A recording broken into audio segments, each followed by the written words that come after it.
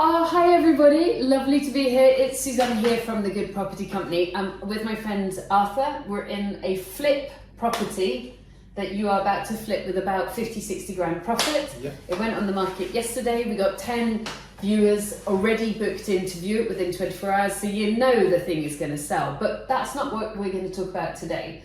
We're going to talk about land assembly. What is it? How are you going to make money from it? Why are you doing it? And how other people can do it as well. Tell me. So land assembly on a larger scale is where one person, usually someone very skilled in planning, goes to kind of farms and they kind of create an area where they think they can get housing for.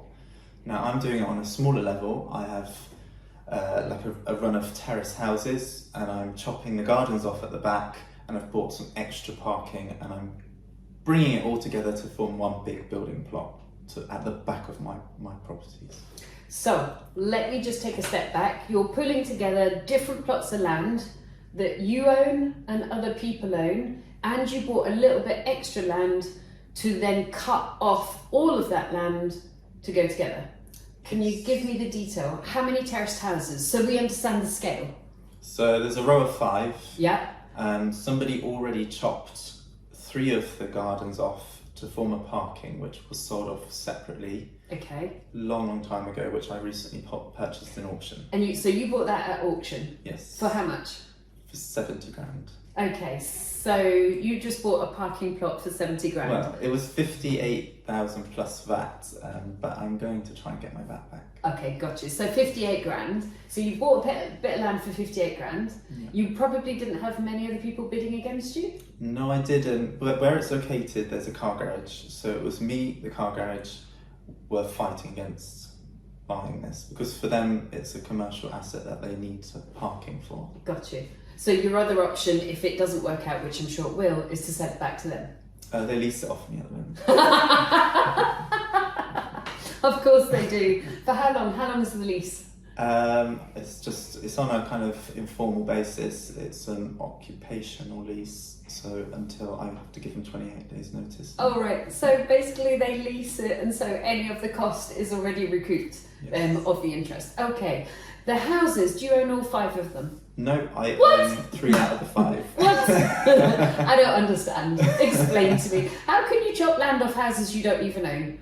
Well, I'm not chopping any land off from those houses. The houses that the gardens have already been chopped off are the parking that I purchased. Right, and do you own one of those 3? Yes. Right, so you've basically bought the garden already of the 2 that you don't own. Yes. And then I'm guessing... And then, so it's a row of terrace. I own the 2 ends and the one in the middle. Okay. And then there's 2 other ones in the middle that I do not own. However, I sourced one of the deals that I didn't own to another investor, a good friend of mine, who purchased it. So I've got another ally within my planning submission. And you made some money selling that house to that person? Yes. As a deal sourcing fee, which helped bring in as well. Okay, and then the final, so you own 3 out of 5, but 3 out of 5 car parks have already gone, and you've rebought that, and you're renting that out. And one of the 2 houses that you don't own, you found for someone else and charged them a fee, and they're good friends, so they're going to support your planning application. Who's the other person?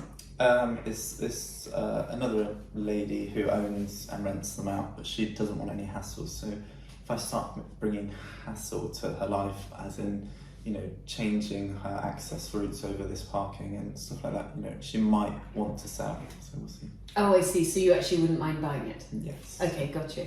And tell me the figures. So I purchased the parking for 70,000. But 58 plus VAT? Yeah, so if I can't recover the VAT, then it's 70,000. Okay. And then I own the 2 terrace houses at the end, but I'm going to sell well, technically they're not worth anything, my gardens at the back. However, I'm going to sell it, they'll just be there as a land value of 20 grand, as is each now. So let's say the land value without any planning is 110,000. Yeah, which is 70 plus 20 plus 20. Yes. Okay. And so you're going to split title. Your lawyer's going to split title on the 2 gardens Once we've got planning, yeah. Once you've got planning, that you're technically okay. So we've got 110. 110, and then my costs are interest on the loan for 70. Yeah, but the garage is paying that. Yes. So yeah. Okay. I've got my architect fees. Yeah. Planning fees, and also like surveys that I need to have done for part of the planning application. Okay. So let's say all in all 20 grand. Is that with the garage or without the garage? What, the income from the garage? Yes. So let's say the costs for obtaining planning permission is 20 grand. Okay, fine. So we're up to 130,000. Yep. With planning, I'm hoping to sell the site for 350. £220,000 uplift Yes. for doing no renovation, Nothing. no managing builders, No. no spending cash that takes 6 months to a year to bring back, Yes. no getting frustrated when they're not on site. £220,000 profit Yes. for basically asking a professional, an architect, to do a planning application, which you don't even do because they do it, and then you're going to sell it. But this only really could have happened because I own the 2 properties at the end. So the gardens are the access route to this parking bay to form this larger site. So really, I am the only one that can make the money off that site. You know, other people can't. So it's spotting the opportunity, isn't it? Yes, yeah. And it's also what I find really quite fun is I buy one opportunity because it's a great one, which was an end of terrace, 2 flats. And I made an instant maybe 70k in equity uplift because I bought cheap, I did them up and I refinanced them back out. And then because I'm in that area so long, what's the point in looking, this part of town for another project when you just look around where you are on a day-to-day basis. I was running the project, running the team there. There was another property dilapidated 4 doors down. I sent them a letter. There was another business at the other end of the terrace, and I found out in a newspaper article that they're moving. So I thought, okay, I'll reach out to them to see if they wanted to sell. They did.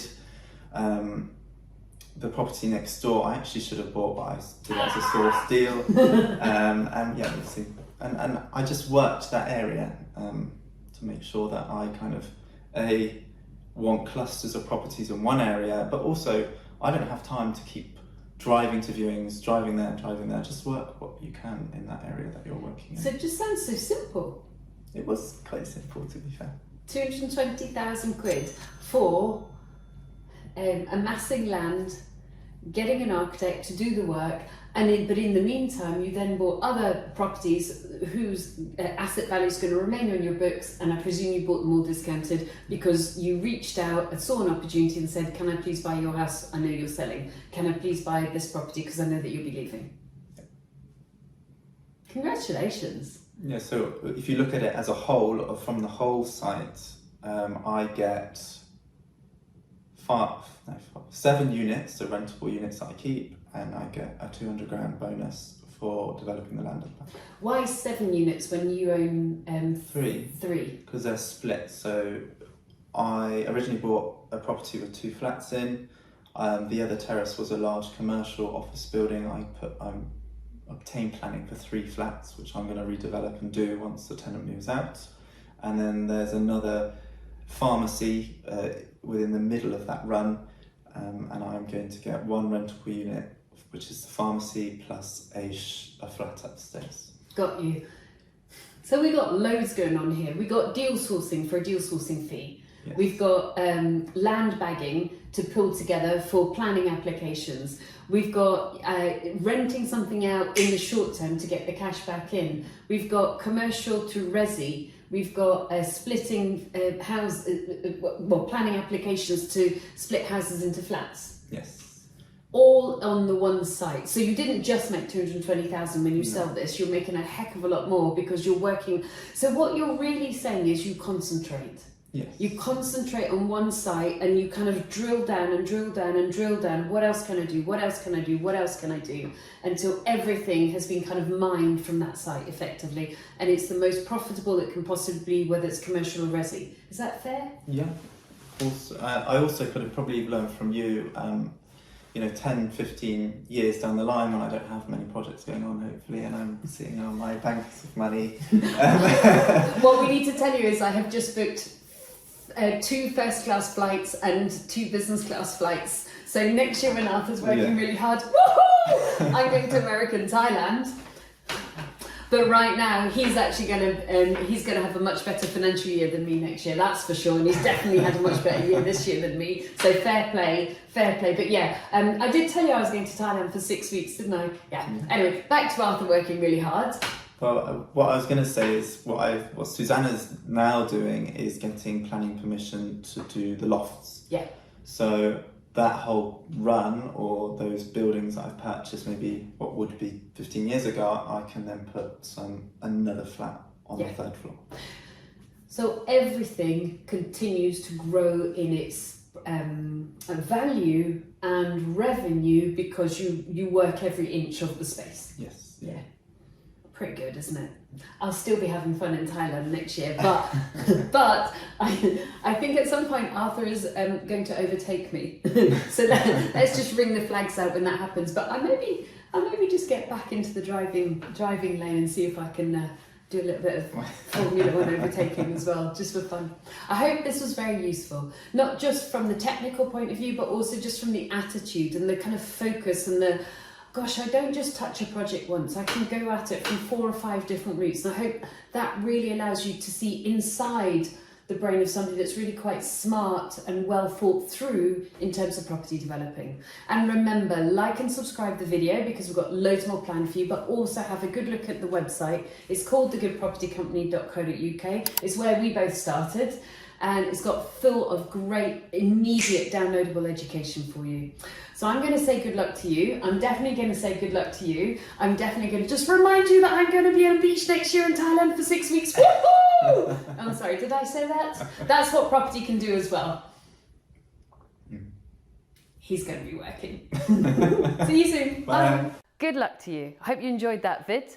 There is a 101 lessons pack if you haven't downloaded it already, 102 pages, I don't stint. If you just click on the link over there, you can download it now.